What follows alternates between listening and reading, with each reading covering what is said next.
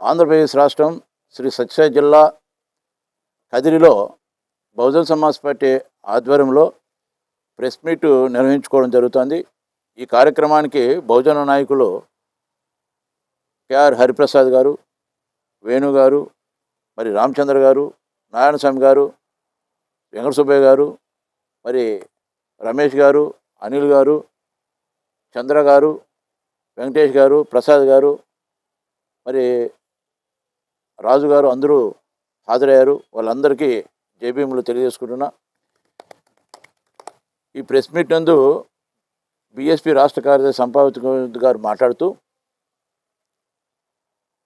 2 నెలల పసిపాపను చంపిన రెడ్లను ఎన్కౌంటర్ చేయాలని బహుజన్ సమాజ్ పార్టీ డిమాండ్ చేస్తుంది. తెలంగాణ రాష్ట్రము నాగర్ కర్నూలు జిల్లాలో కొమ్మెర గ్రామంలో మల్లన్న జాతర జరుగుతున్న సందర్భంలో ఆ గ్రామానికి చెందిన రజక కులానికి చెందిన చంద్రకళ అనే ఆమె కుటుంబం, కోడలు, కూతురు, తన 2 నెలల పసిపాప మనవరాలు, ఇంకా కుటుంబ సభ్యులు అందరూ మల్లన్న దేవుని దర్శించుకునే ప్రయత్నం పోవడంలో ఆ క్యూలో పోతున్నప్పుడు అక్కడ ఉన్నటువంటి శ్రీనివాసరెడ్డి, ఆ గ్రామానికి చెందిన శ్రీనివాసరెడ్డి, మీరు 100 రూపాయలు ఇస్తేనే దేవుని దర్శనం చేసుకోవాలా, లేదంటే చేసుకోవడానికి వీలు లేదంటే మా ముందు పోయిన వాళ్ళు రూపాయి ఇవ్వలేదు, పైగా మేము ఈ ఊరికి సంబంధించినటువంటి వాళ్ళము, ఇంతవరకు ఇవ్వలేదు, సరే 100 రూపాయలు ఇస్తాము, మేము ఇచ్చిన 100 రూపాయలకు నువ్వు రసీదు ఇవ్వాలని చెప్పినని మాట్లాడడంతో ఆ మాట మాట్లాడిన వెంటనే శ్రీనివాసరెడ్డి బూతులు అంటే అమ్మనా బూతులు తిడుతూ ఇష్టం వచ్చినట్లు లకారాలు మాట్లాడుతూ నీ ప్రైవేట్ పార్టీని కోసి చేతిలో పెడతా అని చెప్పినే ఇష్టం వచ్చినట్లు మాట్లాడి ఆ మహిళలను ఎక్కడ పెడితే అక్కడ పట్టుకొని వెనుక్కు తోసేయడం జరిగింది. ఆ తర్వాత రజక చంద్రకళ కుటుంబము బయటకు వచ్చి ఒక చోట కూర్చొని మదన పడుతున్న సందర్భంలో ఆమె కొడుకు గణేష్ ఫోన్ చేసి ఏమి ఇంతవరకు రాలేదు అని చెప్పినని ఫోన్ చేస్తే వాళ్ళు నువ్వు రా అని చెప్పిన నాటి పిలుచుకొని విషయం అంతా ఇట్లా జరిగిన విషయం మమ్మల్ని ఈ విధంగా మాట్లాడడం జరిగింది అని చెప్పడం జరిగింది. సరే గణేష్ వెంటనే ఏం చేశాడంటే బాధపడి మా కుటుంబ మహిళలను మాట్లాడినట్లు రెడ్ల కుటుంబ మహిళలను కూడా మాట్లాడితే మీరు ఊరికైనా ఉంటారా అని ఒక వాయిస్ మెసేజ్ కొమ్మెర గ్రామ గ్రూపు వాట్సాప్కు మెసేజ్ పెట్టడం జరిగింది. అది చూసిన రెడ్లు వెంటనే అతనికి ఫోన్ చేసి గణేష్కు పిలిపించుకొని అక్కడ టెంకాయలు అమ్మే షెడ్ ఒకటి ఉంటుంది, ఆ టెంకాయలు అమ్మే షెడ్లోకి తీసుకుపోయి ఆమె దౌర్జన్యంగా తీసుకుపోతుంటే ఆమె తల్లి అంటే గణేష్ తల్లి చంద్రకళను కూడా బలవంతంగా లోపలికి పోతుంది. 3 గంటలు దాదాపు ఒకరి మార్చి ఒకరికి గుంపులుగా ఆ గణేష్ మీద దాడి చేయడం జరిగింది. ఆ సందర్భంలో 100కి ఫోన్ చేసి పోలీసు వాళ్ళు కూడా చెప్పడంతో పోలీసు వాళ్ళకి ఫోన్ చేసి చెప్పడం జరిగింది. పోలీసు వాళ్ళు కూడా వచ్చిన పోలీసు వాళ్ళ ముందు కూడా దాడి చేయడం జరిగింది వాళ్ళ ముందరనే. ఆ సందర్భంలో బయట ఉన్నటువంటి తన భార్య అంటే గణేష్ భార్య మౌనిక చిన్నపిల్లను ఎత్తుకొని 2 నెలల పిల్లను ఎత్తుకొని నా భర్తను చంపేస్తారు, మాకు ఎవరు దిక్కు లేకుండా పోతారని అక్కడ ఉన్నటువంటి రెడ్లను కాలా వేళ పడి ప్రాధాయపడి అడుక్కున్నా కనికరం చూపించకపోతే కనీసము నా బిడ్డనైనా 2 నెలల బిడ్డనైనా చూసి వీళ్ళు కనికరం కలుగుతుంది వదులుతారని చెప్పిననే ఆ రెడ్ల కాళ్ళ దగ్గర ఎత్తిపోయి 2 నెలలుగా పసిబిడ్డను ఎత్తిపోయి పెడితే అక్కడ ఉన్నటువంటి మధుసూదన్ రెడ్డి అనేవాడు ఒక కనికరం లేని వ్యక్తి, ఒక దుర్మార్గుడు, నీచుడు, ఆ బిడ్డను ఫుట్బాల్ తన్ని చేయడం జరిగింది. అప్పుడు ఆ బిడ్డ జరిగిన 3 రోజులకు బిడ్డ చచ్చిపోతారు. కానీ వాళ్ళు వెంటనే ఆ రోజు నైటే నాగర్ కర్నూలు పోయి పోలీస్ స్టేషన్లో కేసు ఇస్తే ఆ పోలీసులు వీళ్ళకు కేసు తీసుకోకుండా రివర్స్ అంటే ఎవరైతే దాడి చేసినారో రెడ్లో వాళ్ళ నుంచి ఇది తీసుకొని కంప్లైంట్ తీసుకొని వీళ్ళ మీదనే పెట్టే ప్రయత్నం అక్కడ ఉన్నటువంటి CI Ashok Reddy, DSP Srinivas Yadav, SI Govardhan ఈ పోలీసులు దుర్మార్గంగా నరరూప రాక్షసులుగా మారి చేయడం జరిగింది.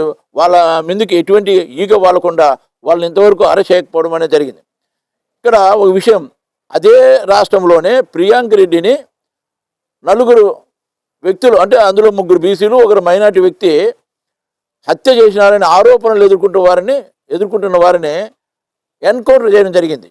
మరి ఈరోజు మేము అంటున్నాం, ఆ 2 నెలల పసిపాపను చంపినటువంటి ఆ 8 మంది రెడ్లను ఎందుకు మీరు ఇంకా ఇంతవరకు ఎన్కౌంటర్ చేయలేదు?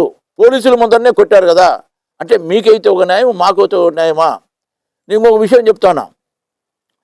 ఆ రోజు ప్రియాంక్ రెడ్డి కుటుంబాన్ని కేంద్ర మంత్రి జి కిషన్ రెడ్డి గారు, రాష్ట్ర మంత్రులు, ప్రజాప్రతినిధులు, సినీ నటులు చిరంజీవి గారు, బాలకృష్ణ గారు వెళ్ళి పరామర్శించడం జరిగింది. అదేవిధంగా ఆ ప్రియాంక్ రెడ్డిని చంపిన 4 వ్యక్తుల్లోనూ బూటుకు ఎన్కౌంటర్ చేస్తే ఇది సరైందే అని చెప్పినే సిపిఐకి 50 సంవత్సరాలకు పైగా నాయకత్వం వహిస్తున్నటువంటి నారాయణ మాట్లాడమంటే ఎంత దురదృష్టకరమో ఆయన మాట్లాడడం జరిగింది. ఇక టీడీపీ అధినేత, ఆనాటి ప్రతిపక్ష నేత, ఈనాడు ముఖ్యమంత్రి ఉన్న చంద్రబాబు నాయుడు గారు మరి ప్రెస్ మీట్ పెట్టి పత్రికా ముఖంగా ఆ కుటుంబానికి సంఘీభావం తెలపడం జరిగింది. ఇక ఆ రోజు ఉన్నటువంటి ముఖ్యమంత్రిగా ఉన్న వైఎస్ జగన్మోహన్ రెడ్డి గారు తెలంగాణ అమ్మాయి అయినా మరి ఆ అమ్మాయిపై ఉన్న రెడ్డి ప్రేమతో ఈ రాష్ట్రంలో దిశ చట్టాలు తీసుకురావడం జరిగింది. దిశ పోలీస్ స్టేషన్లు పెట్టడం జరిగింది. అంటే వాళ్ళకి ఎట్లయితే మీరు పరామర్శించి సందర్శించారో మరి ఈరోజు 2 నెలల పసిగుడ్డును చంపేస్తే వీళ్ళు ఎందుకు మాట్లాడరు? ఇది ఎందుకు ఈ బహుజనులుగా ఉండేవాళ్ళు ఎందుకు ఆలోచన చేయరు? అంటే వాళ్ళకైతే అయితే ఒక న్యాయమా, వీళ్ళకైతే ఒక న్యాయమా? మేమేమంటున్నామంటే, అయ్యా గౌరవ ముఖ్యమంత్రి నారా చంద్రబాబు నాయుడు గారు, మీరు ఎన్నికల సమయంలో బీసీలకు రక్షణ చట్టం తెస్తామని చెప్పి హామీ ఇచ్చి ఓట్లు ఇచ్చుకొని గెలిచి ఈ రోజుకు 22 నెలలు అవుతుంది దాదాపు అధికారం చేపట్టి. మరి ఇంతవరకు దాని మీద తేలేదు. ఒక బీసీలకు రక్షణ చట్టం తేవాలని చెప్పిన 8 మంది బీసీల కమిటీ వేశారు, మంత్రుల కమిటీ. మరి ఆ మంత్రుల కమిటీ కూడా వేసి దాదాపు 18 నెలలు, అంటే 1.5 సంవత్సరం అయితే ఉంది. ఆ 8 మంది మంత్రుల కమిటీలు మనం పరిశీలన చూస్తే ప్రతిరోజు ఉదయం 5 గంటలకు లేచి రాత్రి పనుకునేంత వరకు బీసీలకు రక్షణ చట్టం ఎట్లా తేవాలని చెప్పి నేను చర్చ జరుపుతున్నారు. కానీ చట్టం అయితే తేలే. ఇప్పటికైనా కొంచెమైనా ఇది చేసుకొని ఆ బీసీలకు రక్షణ చట్టం తెచ్చే విధంగా అమలు చేయాలని చెప్పి నేను చంద్రబాబు నాయుడు గారిని సందర్భంగా డిమాండ్ చేస్తున్నాం.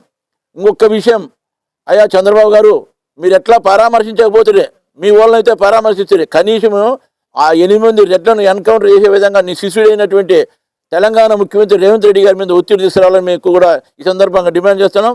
అదేవిధంగా తెలంగాణ ప్రభుత్వం ఆ కుటుంబాన్ని, ఆ రజక కుటుంబాన్ని అన్ని విధాలుగా ఆదుకోవాలని బహుజన్ సమాజ్ పార్టీ డిమాండ్ చేస్తూ జై భీమ్, జై భారత్. అందరికీ నమస్కారం అండి.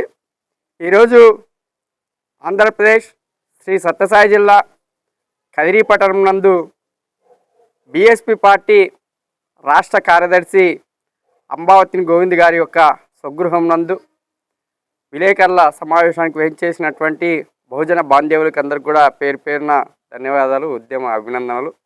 పాత్రికేయులకు కూడా నమస్కారాలు తెలియజేస్తాను. మరి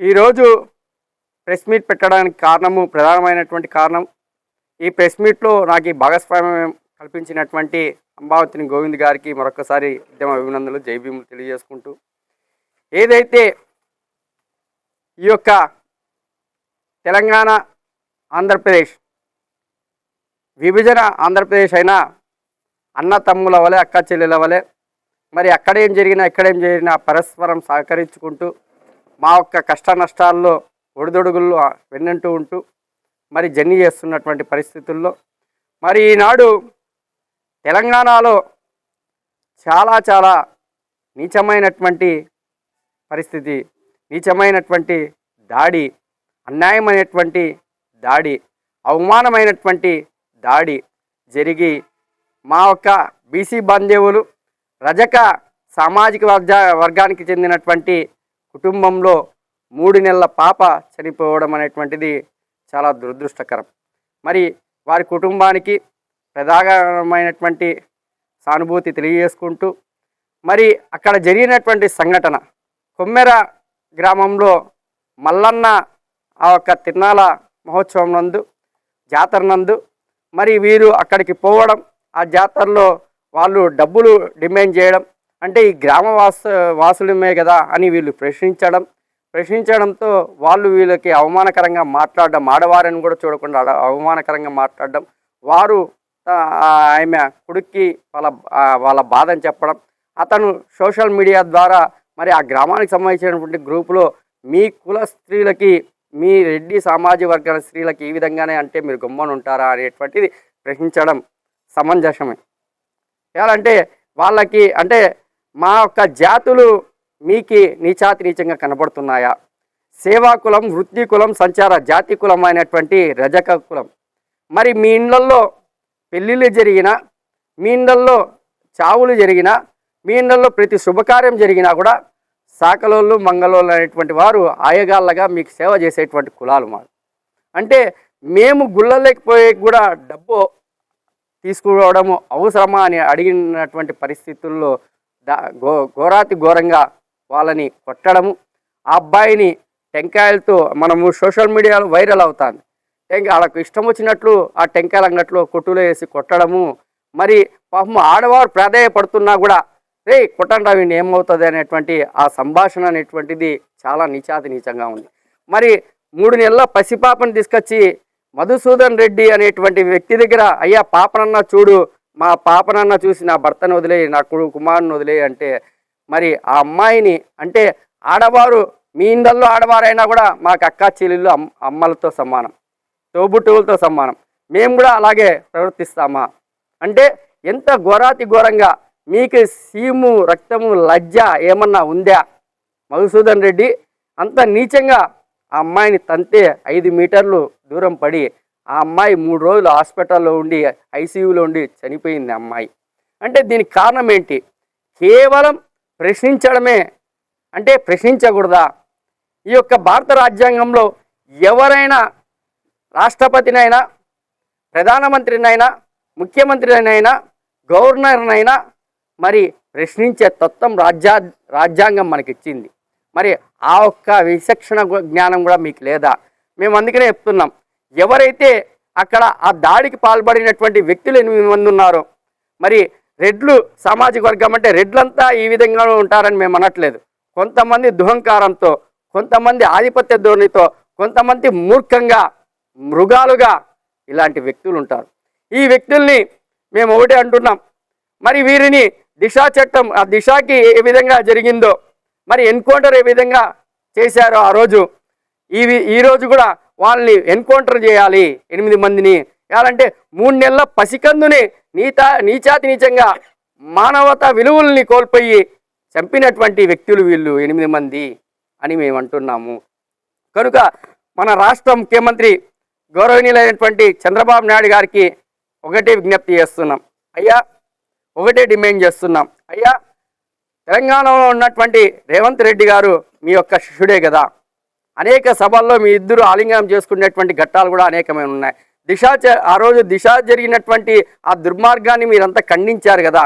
ఈరోజు కూడా ఏదైతే మా బీసీలు అంటే టీడీపీ పార్టీకి, కూటమి ప్రభుత్వానికి వెన్నపూస, బ్యాక్ బోన్ అని చెప్తుంటారు కదా, ఆ మాట నిజమైతే మీరు ఖచ్చితంగా తెలంగాణ ప్రభుత్వం మీద ఒత్తిడి చేసి ఆ దుర్మార్గులకి శిక్ష పడే విధంగా, ఆ దుర్మార్గుల్ని ఎన్కౌంటర్ చేసే విధంగా, ఆ దుర్మార్గులకి ఉరి శిక్ష పడే విధంగా చట్ట ప్రకారం చేయాల్సినటువంటి బాధ్యత మీకుంది. అయ్యా రేవంత్ రెడ్డి గారు, అనేకమైనటువంటి బీసీలకి అది చేసినాం, ఇది పెట్టినాం, అది ఇది అని చెప్తుంటారు మీరు తెలంగాణలో. కానీ బీసీలకి రక్షణ లేనటువంటి తెలంగాణలో బీసీల ఆత్మాభిమానం కోసం, బీసీల విద్య, ఉద్యోగ, ఆర్థిక, సామాజిక, రాజకీయ రంగాల కోసం బీసీలంతా ఏకమవుతున్నారు తెలంగాణలో. ఈరోజు బీసీల మీద ఎంత మాత్రం ప్రేమ ఉందో బీఆర్ఎస్ పార్టీ కావచ్చు, అలాగే బీజేపీ పార్టీ కావచ్చు, అలాగే కాంగ్రెస్ పార్టీ కావచ్చు, ఈ అగ్రవర్ణ కుల పార్టీలకి ఎంత మాత్రం చిత్తశుద్ధి ఉంది తెలంగాణలో బీసీల మీద. ఏమన్నా మాట్లాడితే బీసీలు అని మమ్మల్ని వాడుకొని మమ్మల్ని నీచంగా చూస్తున్నటువంటి, మా మీద దాడులు జరుగుతున్నటువంటి పరిస్థితులు మీరంతా ఖండిస్తున్నారా? అందరూ కూడా ముక్త ఖండంతో పార్టీలకు అతీతంగా ఏకమయ్యి ఆ దుర్మార్గులకి తగు మూల్యం చెల్లించినటువంటి అవసరం ఉంది అని సందర్భంగా తెలియజేసుకుంటూ, మా వాళ్ళ మీద పెట్టినటువంటి కేసులు ఇది అబద్ధమైనటువంటిది. ఎక్కడన్నా దాడులు జరిగితే దాడులు చేసిన వారి మీద కేసులు కడతారు. ఇక్కడ విడ్డూరంగా దాడి చేపించుకున్నటువంటి వారికి ఒత్తాసు పలికినటువంటి ఆ పోలీసు యంత్రాంగం కూడా మేము ఒకటే అంటున్నాం. ఫోర్త్ పిల్లర్ పోలీస్ యంత్రాంగం అంటే మీరు ఏ విధంగా చేయాలి అంటే అంత నీచంగా మీ ముందరే కొడుతున్నా కూడా మీరు మా వాళ్ళ మీదే కేసులు పెట్టడం అంటే ఎంత మాత్రం సమంజసం. వారి మీద కూడా తగు రాజ్యాంగపరంగా వాళ్ళ మీద కూడా ఎవరైతే ఆ దాడికి సంబంధించి దాడిలో ఉన్నటువంటి ఆ పరిశీలించినటువంటి డిఎస్పీ గారు కావచ్చు, సిఏ గారు కావచ్చు, ఎస్ఐ గారు సంబంధిత సిబ్బంది కావచ్చు, వాళ్ళ మీద కూడా డిపార్ట్మెంట్ పరంగా తగు చర్యలు తీసుకోవాలని ఈ సందర్భంగా తెలియజేసుకుంటూ మా వారికి న్యాయం జరిగేంత వరకు నిరంతరం గ్రామీణ స్థాయి నుండి ఆంధ్ర తెలంగాణలో బీసీలు అంటే ఏదో చూపిస్తామని ఈ సందర్భంగా తెలియజేసుకుంటూ సెలవు తీసుకుంటున్నాను. జై భీమ్.